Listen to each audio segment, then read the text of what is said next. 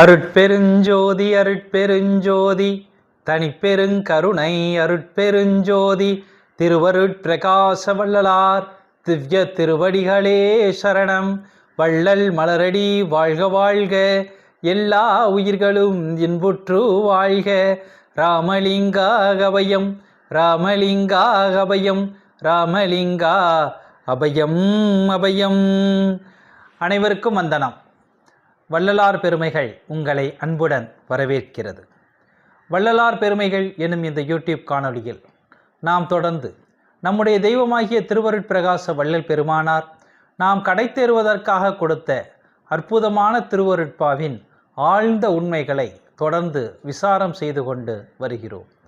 அந்த வகையில் பெருமானார் நமக்கு கொடுத்த 6ஆம் திருமுறையில் இடம்பெற்றுள்ள ஓர் அற்புதமான பதிகத்திலிருந்து இன்றைய பதிவை நாம் பார்க்க இருக்கின்றோம்.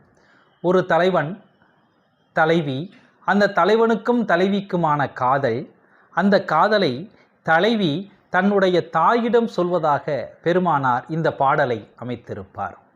தலைவனுக்கும் தலைவிக்குமான காதலை தன்னுடைய தாயிடம் தலைவி சொல்வதாக இந்த பாடல் அமைந்திருக்கும்.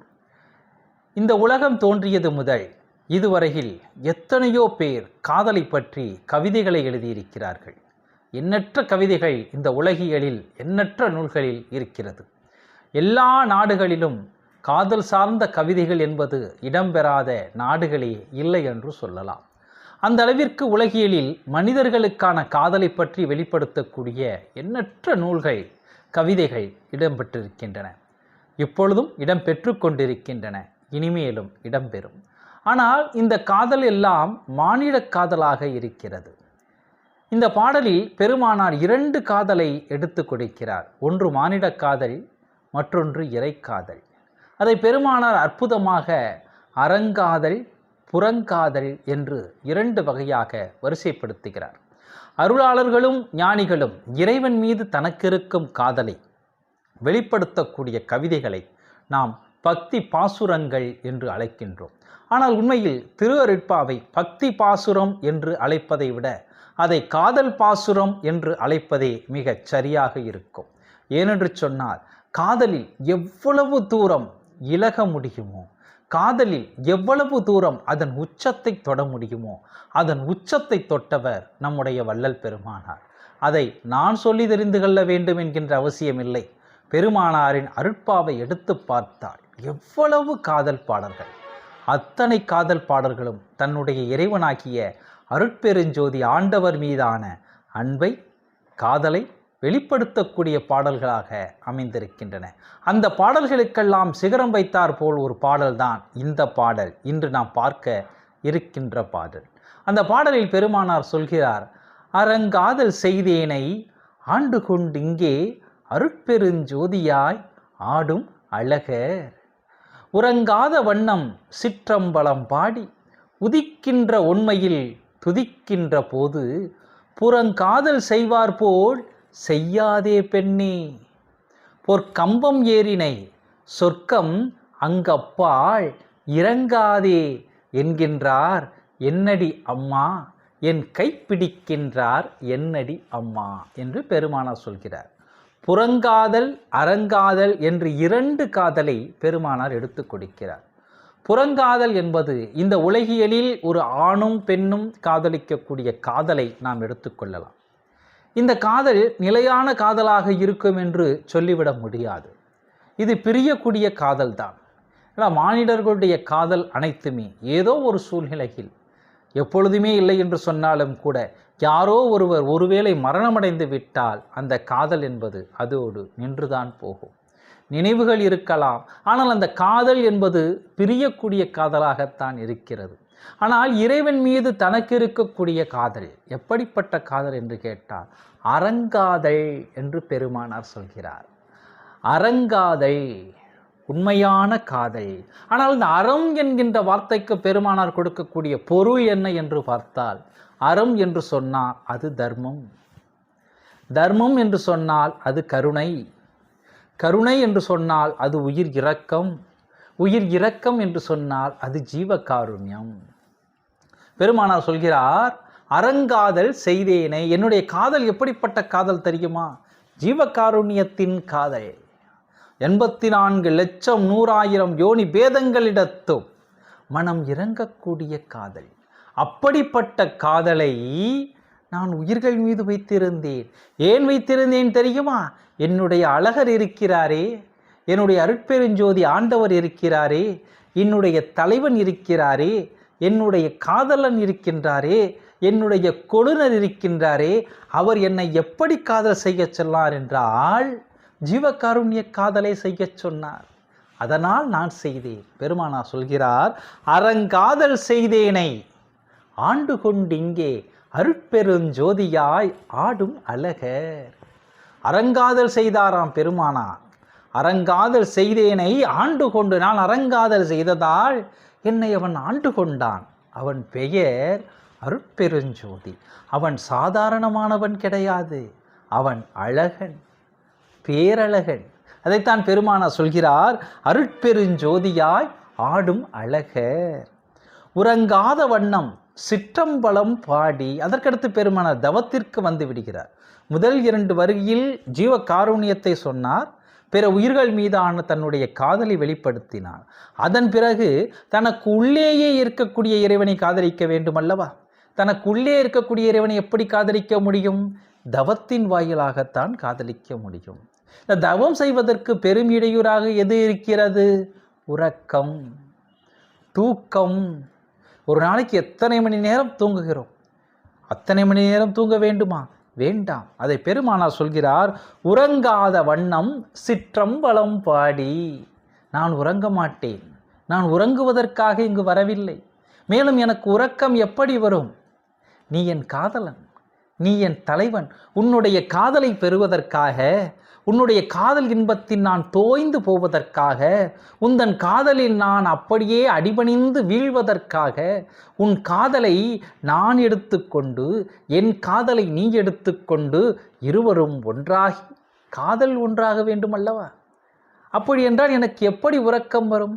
என்னிடம் இருப்பதெல்லாம் உன்னை எப்பொழுது நான் முழுமையாக பெறுவேன், உன்னை எப்பொழுது நான் முழுமையாக அடைவேன் என்கின்ற ஏக்கம் அல்லவா? காதல் ஏக்கம் அல்லவா? இது பெருங்காதல் ஏக்கம் அல்லவா? அப்படி இருக்கின்ற பொழுது எனக்கு எப்படி உறக்கம் வரும்? அதனால் உறங்காத வண்ணம் நான் உறங்க மாட்டேன். உறங்காத வண்ணம் சிற்றம்பலம் பாடி. சிற்றம்பலம் எங்கிருக்கிறது? புருவ மத்தியில் இருக்கிறது. இறைவன் இருக்கக்கூடிய இடம் சிற்றம்பலம். சிற்றம்பலம் பாடி. பாடி என்று சொன்னால் தவம் செய்வது. இந்த திருச்சிற்றம்பலத்திலே நான் தூக்கத்தை எல்லாம் ஒழித்து நான் தவம் செய்கின்ற பொழுது, உதிக்கின்ற உண்மையில் துதிக்கின்ற போது நான் அங்கு துதிக்கின்றேன் அவனை. நான் அவனை துதிக்கின்றேன். எப்படி துதிக்கின்றேன் தெரியுமா? உதிக்கின்ற உண்மையில். உண்மை என்று சொன்னால் ஒருமை நிலையில். எந்த ஒருமை நிலையில்? மனம், புத்தி, சித்தம், அகங்காரம் என்று சொல்லப்படக்கூடிய கரணங்கள் அனைத்தும் ஒன்றுபட்டு ஒருமை நிலையில் நின்று, நான் வேறு அவன் வேறு என்கின்ற நிலையற்று, நான் அவனானேன், அவன் என்னவனானான், நானும் அவனும் ஒன்றானோ, எங்களுக்குள் பிரிவென்பதே இல்லை. அருட்பெருஞ்சோதி என்னும் காதலனும் ராமலிங்கம் என்கின்ற காதலிக்கும் எந்த விதமான பிரிவும் இல்லை. இருவரும் ஒன்றானோம். அந்த நிலை எப்பொழுது கிடைக்கும் என்று சொன்னால் உண்மையில் கிடைக்கும். உண்மை என்று சொன்னால் ஒருமை, ஒருமை நிலை. கரணங்கள் அனைத்தும் ஒன்றுபட்டு நான் வேறு அவன் வேறு என்று இல்லாத நிலையில் பெருமானார் எவ்வளவு அற்புதமாக சொல்கிறார் பாருங்கள். உதிக்கின்ற உண்மையில் துதிக்கின்ற போது. துதித்தல் என்று சொன்னால் தவம் செய்கின்ற பொழுது கரணங்கள் அனைத்தும் ஓய்ந்து நின்று விட்டன. மனம் செயல்படவில்லை, அங்கு எதுவும் இல்லை. அவனை நோக்கி நான் பயணம் செய்து கொண்டிருக்கிறேன். அவனுக்குள் பயணம் செய்து கொண்டிருக்கிறேன். அவனை நோக்கி என்று சொல்வதை விட அவனுக்குள் நான் பயணம் செய்து கொண்டிருக்கின்றேன். உதிக்கின்ற உண்மையில் துதிக்கின்ற போது அவன் சொன்னானாம். எப்படி சொன்னான் தெரியுமா? உன்னுடைய காதலை நான் ஏற்றுக்கொள்கிறேன், உன்னுடைய காதலை நான் எடுத்துக்கொள்கிறேன். உன்னை போல் என்னை காதலித்தவர்கள் யாரும் கிடையாது. இறைவன் சொல்கிறான். சொல்லிவிட்டு ஒன்றை சொல்கிறான், புறங்காதல் செய்வார் போல் செய்யாதே பெண்ணே என்று சொன்னார். புறங்காதல் என்று சொன்னால் பிரியக்கூடிய காதல். நான் முதலிலேயே சொன்னேன் அல்லவா, என்னை விட்டு பிரிந்து விடாதே என்று தலைவன் சொன்னானாம். யாரு? அருட்பெருஞ்சோதியாய் ஆடும் அழகர் ராமலிங்க பெருமானாரை பார்த்து, புறங்காதல் செய்வார் போல் செய்து விடாதே. உனக்கு என் மீது இருக்கக்கூடிய காதல் அளவு கடந்த காதல். எனக்கு உன் மீது இருக்கக்கூடிய காதலும் உனக்கு என் மீது இருக்கக்கூடிய காதலும் அளவு கடந்த காதல். அதனால் புறங்காதல் செய்து விடாதே, பிரியக்கூடிய காதலை செய்து விடாதே. புறங்காதல் செய்வார் போல் செய்யாதே பெண்ணே. பெண்ணே என்று பெருமானாரை பார்த்து இறைவன் சொன்னானாம். செய்யாதே பெண்ணே, பொற்கம்பம் ஏறினை. நீ எந்த இடத்தில் இருக்கிறாய் தெரியுமா? உன்னுடைய காதல் எப்படிப்பட்டது தெரியுமா? நீ பொற்கம்பத்தில் ஏறிவிட்டாய் என்று பெருமானார் சொல்கிறார். பொற்கம்பத்தில் பெருமானார் ஏறிவிட்டாராம். அது என்ன பொற்கம்பம்? பொற்கம்பம் என்று சொன்னாலும் தம்பம் என்று சொன்னாலும் ஒன்றுதான். தம்பம் அதாவது ஒரு அரசன் இன்னொரு நாட்டின் மீது படையெடுத்து சென்றான் என்று சொன்னால், அந்த நாட்டை வென்றுவிட்ட பிறகு அந்த நாட்டில் ஒரு தம்பத்தை நாட்டுவான். கொடி அல்ல, ஒரு தம்பம், ஸ்தம்பத்தை நிறுவினான் என்று சொன்னால் அந்த நாடு அவனுடைய அரசாட்சியின் கீழ் இருக்கிறது. அப்போ அந்த ஸ்தம்பத்தின் மீது, தம்பத்தின் மீது, கம்பத்தின் மீது பெருமானார் இருக்கிறாராம். பொற்கம்பம் ஏறினை என்று சொல்கிறார். சரி, இது எங்கே இருக்கிறது இந்த பொற்கம்பம் என்று பார்த்தால், தவம் பண்ணுகின்ற பொழுது பெருமானார் அதனுடைய படிநிலைகளை எடுத்துட்டு வருகிறார். விந்து, நாதம், பரவிந்து, பரநாதம், திக்கிராந்தம் என்று பெருமானார் தவத்தின் படிநிலைகளை கொடுத்து கொண்டு வருகின்ற பொழுது விந்து கடந்து, நாதம் கடந்து, பரவிந்து என்கின்ற ஓர் நிலை வரும். அந்த பரவிந்து நிலை அனுபவத்தில் 7 விதமான ஒளி அலைகள், வண்ணங்கள் தோன்றும். அதை பெருமானார் ஆணி பொன்னம்பல காட்சியில் அற்புதமாக எடுத்து கொடுப்பார். இதே 6ஆம் திருமுறையில் ஆணி பொன்னம்பல காட்சியில் 7 நிலைக்குள்ளும் இருந்த அதிசயம் என்னென்று சொல்வனடி அம்மா, என்னென்று சொல்வனடி என்று அந்த ஒவ்வொரு காட்சியாக பெருமானார் வரிசைப்படுத்தி கொண்டே வருவார். அந்த ஒளியின் வண்ணத்தை, அந்த ஜோதியின் வண்ணத்தை, அந்த பரவிந்து நிலை அனுபவத்தை பெருமானார் சொல்லிக்கொண்டே வருவார். சொல்லி அந்த 7 நிலைகளையும் சொல்லி முடித்த பின்பு பெருமானார் சொல்வார், 7 நிலை மேலே இருந்ததோர் தம்பம், இசைந்த பொற்றம்பமடி அம்மா, இசைந்த பொற்றம்பமடி என்று சொல்வார். அப்படின்றால் அந்த தம்பம் எங்கிருக்கிறது? தம்பம் என்று சொல்லப்படக்கூடிய கம்பம் எங்கிருக்கின்றது? அந்த 7 நிலைகளுக்கும் மேலே இருக்கின்றது. இப்போ பெருமானார் இப்பொழுது எந்த நிலையில் இந்த பாடலை எந்த நிலையில் எடுத்துக்கொண்டு வருகிறார் என்று சொன்னால், விந்து கடந்து, நாதம் கடந்து, பரவிந்து நிலை அனுபவத்தையும் பெருமானார் கடந்து விட்டார். அதற்கடுத்து பரநாத நிலை அனுபவம் தான். இப்போ அந்த பரவிந்து நிலை அனுபவத்தில் தான் 7 விதமான வண்ணமாக ஜோதிகள், அதாவது ஜோதி என்று சொன்னால் அருட்பெருஞ்சோதி என்று எடுத்துக்கொள்ளக்கூடாது, வண்ணமான ஒளிகள் ஏற்படும், அந்த காட்சிகள் கிடைக்கும். அந்த காட்சிகள் அந்த 7 நிலைகளுக்கு மேலே இருக்குமாம். அந்த கம்பம் 7 நிலை மேலே இருந்ததோர் தம்பம், இசைந்த பொற்றம்பமடி அம்மா, இசைந்த பொற்றம்பமடி என்று சொல்கிறார். அப்படி என்றால் அந்த பரவிந்து நிலை அனுபவத்தில் நீ இருக்கிறாய் என்று இறைவன் வள்ளல் பெருமானாருக்கு எடுத்து கொடுக்கிறானாம். அதையே மெய்யருள் வியப்பு என்கின்ற அதே 6ஆம் திருமுறையில் பெருமானார் அற்புதமாக அந்த தம்பத்தை சொல்கிறார். தனக்கு நிகரிங்கில்லாதுயர்ந்த தம்பம் ஒன்றதே, தாவி போக போக நூலின் தரத்தில் நின்றதே, கணக்க திகை பூற்றங்கே நானும் கலங்கி வருந்தவே, கலக்கம் நீக்கி தூக்கி வைத்தாய் நிலை. அதையே பெருமானார் அதே 6ஆம் திருமுறையில் இடம்பெற்றுள்ள மெய்யருள் வியப்பில் ரொம்ப அற்புதமாக எடுத்து கொடுக்கிறார். எனக்கும் உனக்கும் இசைந்த பொருத்தம் என்ன பொருத்தமோ, இந்த பொருத்தம் உலகில் பிறர்க்கு எய்தும் பொருத்தமோ, தனக்கு நிகரிங்கில்லாதுயர்ந்த தம்பம் ஒன்றதே, தாவி போக போக நூலின் தரத்தில் நின்றதே, கணக்க திகை பூற்றங்கே நானும் கலங்கி வருந்தவே, கலக்கம் நீக்கி தூக்கி வைத்தாய் நிலை பொருந்தவே. எனக்கும் உனக்கும் இசைந்த பொருத்தம் என்ன பொருத்தமோ, இந்த பொருத்தம் உலகில் பிறர்க்கு எய்தும் பொருத்தமோ. இந்த பாடலில் அதே தம்பத்தை எடுத்துட்டு வருகிறார் பெருமானார். என்ன சொல்கிறார்? தனக்கு நிகரிங்கில்லாதுயர்ந்த தம்பம் ஒன்றதே. அந்த தம்பம் இருக்கிறது, அந்த தம்பம் தனக்கு ஒரு வகையிலும் நிகரில்லாத தம்பம். அப்படிப்பட்ட அந்த தம்பம் தாவி போக போக நூலின் தரத்தில் நின்றதே. அந்த தம்பம் முதலில் பார்ப்பதற்கு தடிமனாக இருந்தது அடியில். ஆனால் அந்த தம்பத்தில் நான் தாவி போக போக போக அந்த தம்பம் ஒரு நூலுடைய அளவிற்குத்தான் இருக்கிறது. ஒரு தம்பம் என்று சொன்னால் ஒரு மரம். அந்த மரம் நல்லா பெரிதாக இருந்தால் தானே நாம் தாவி போக முடியும்.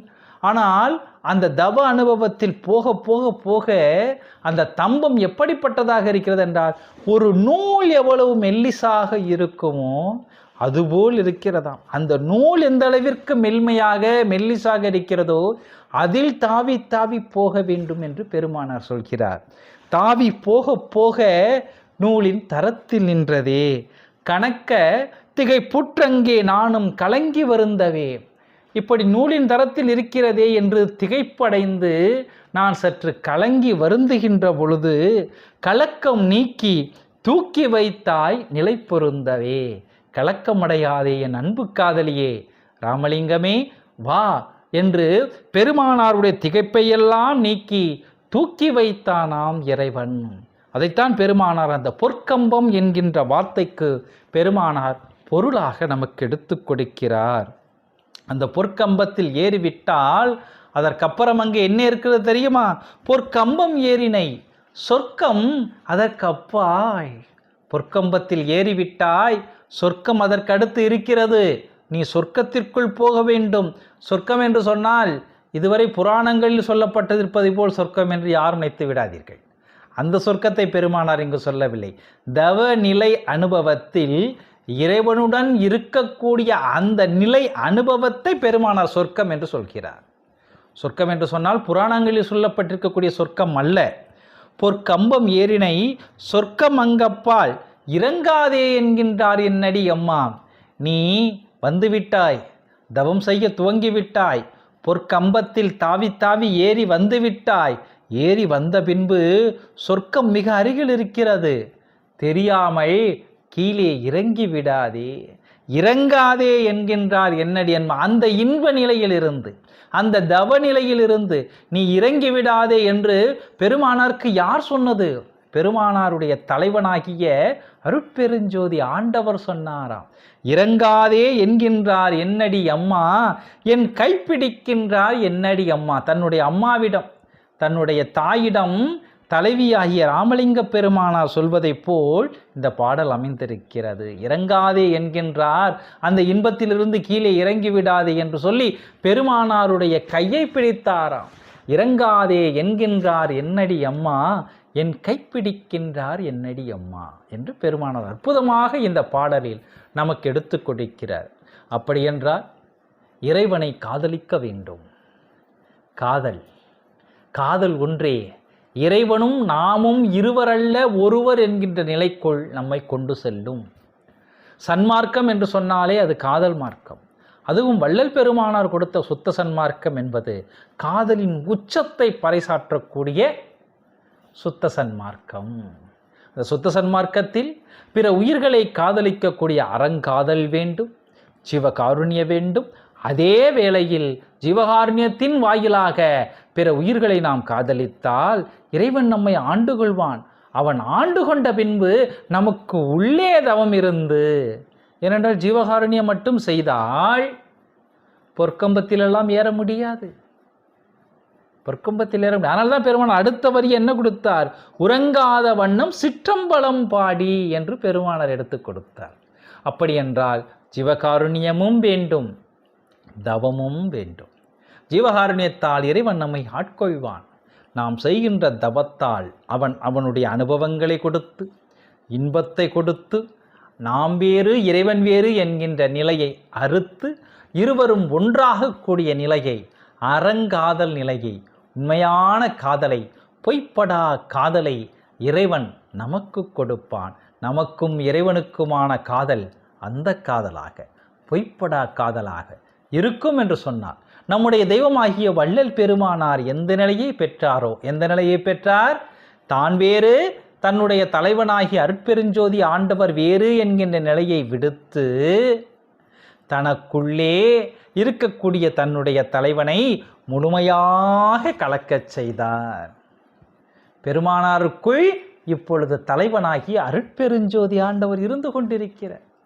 அருட்பெருஞ்சோதியாய் இருந்து ஆடும் அழகர் எங்கே ஆடிக்கொண்டிருக்கிறார் என்று யாராவது கேட்டால் நீங்கள் தெளிவாக சொல்லலாம், எங்கள் பெருமானாராகிய ராமலிங்க பெருமானாரின் உள்ளத்தில் அருட்பெருஞ்சோதியாய் அந்த அழகர் ஆடிக்கொண்டிருக்கிறார்.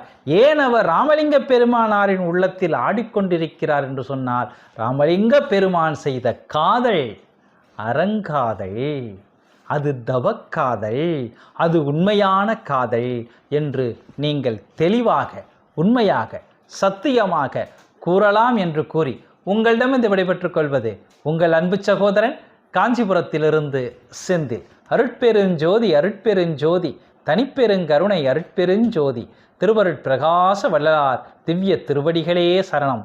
வள்ளல் மலரடி வாழ்க வாழ்க, எல்லா உயிர்களும் இன்புற்று வாழ்க. ராமலிங்காவயம் ராமலிங்காவயம் ராமலிங்கா அபயம் அபயம். நன்றி, வந்தனம்.